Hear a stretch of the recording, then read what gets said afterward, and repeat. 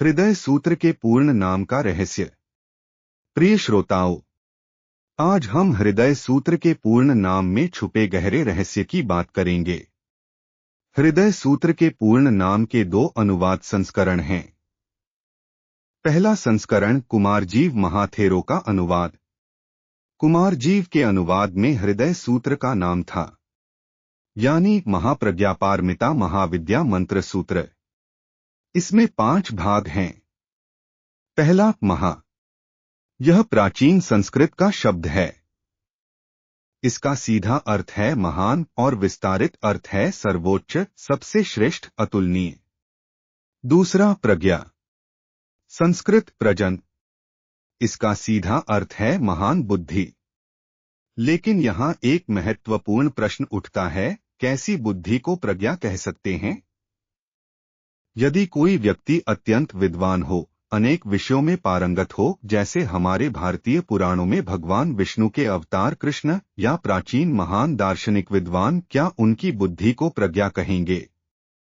साधारण मनुष्यों की तुलना में तो उनकी बुद्धि निश्चित ही महान है, लेकिन बौद्ध धर्म जो प्रज्ञा की बात करता है, उससे वे अभी बहुत दूर हैं। बौद्ध धर्म के अनुसार प्रज्ञा का अर्थ है सर्वज्ञ और सर्वशक्तिमान बुद्धि, यानी जिसे समस्त ब्रह्मांड की और ब्रह्मांड से परे की भी हर वस्तु, हर घटना का सत्य और वास्तविक ज्ञान हो। यह ज्ञान समय और स्थान से परे हो, यही सर्वज्ञता है। और सर्वशक्तिमत्ता यह है कि चाहे कितनी भी जटिल या कठिन समस्या हो, वह उसे सरलता से सुलझा सके। इसीलिए बौद्ध धर्म की बुद्धि की अवधारणा अत्यंत विशाल है। यह हमारी सामान्य समझ जैसी नहीं, जैसे बहुत पढ़ा लिखा हो, अनेक क्षेत्रों का विशेषज्ञ हो। बौद्ध धर्म के अनुसार सच्ची प्रज्ञा केवल बुद्ध की अवस्था में ही होती है। बोधिसत्व और अरहत ये भी पूर्ण प्रज्ञा से वंचित हैं। इसीलिए प्रज्ञा एक ऐसी बुद्धि है जो केवल बुद्ध के पास होती है। तीसरा, पारमिता। संस्कृत प्रमित। इसके 2 अर्थ प्रचलित हैं। पहला अर्थ पारमिता का अर्थ है दूसरा किनारा, पार का तट। बौद्ध धर्म मानता है कि हम जिस संसार में रहते हैं वह अपूर्ण और मलिन है। बौद्ध धर्म इसे सहालोक, सह कहता है, जिसका संस्कृत अर्थ है जहां किसी तरह सहन करते हुए जीते हैं। हमारे इस सहालोक के उस पार बौद्ध धर्म के अनुसार अनंत सुखावती लोक हैं, और हमें बौद्ध साधना के माध्यम से उस पार सुखावती पहुंचने का प्रयास करना चाहिए।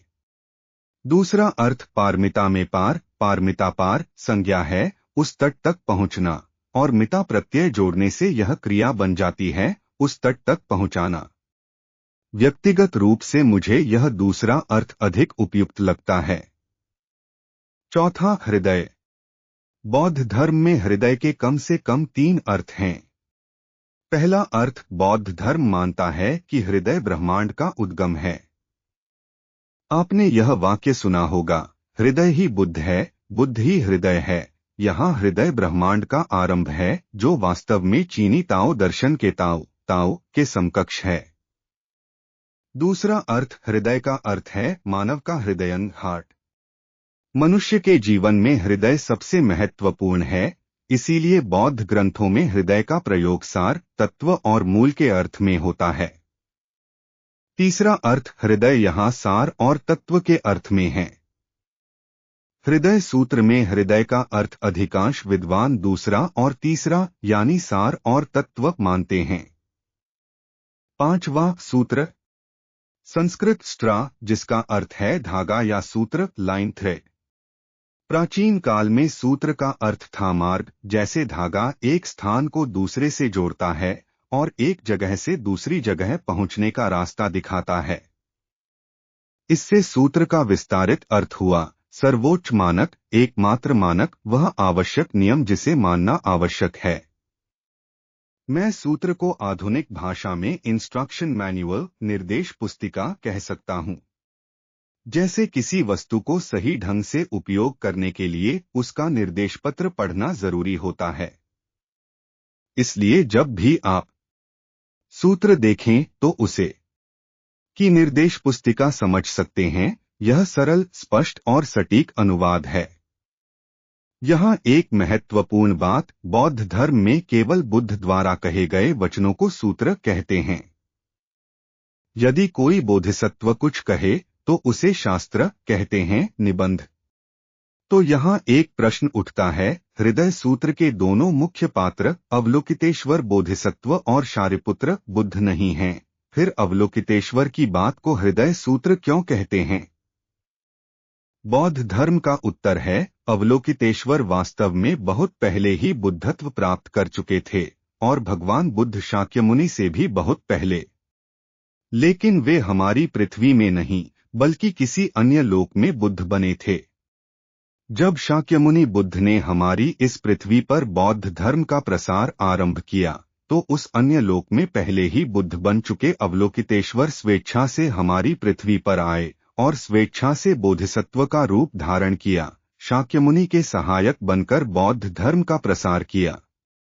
इसीलिए बौद्ध धर्म के साधक मानते हैं कि अवलोकितेश्वर का वास्तविक स्तर बुद्ध के समकक्ष ही है। उन्होंने केवल शाक्यमुनि का साथ देने के लिए स्वेच्छा से एक पद नीचे उतरकर बोधिसत्व का रूप लिया।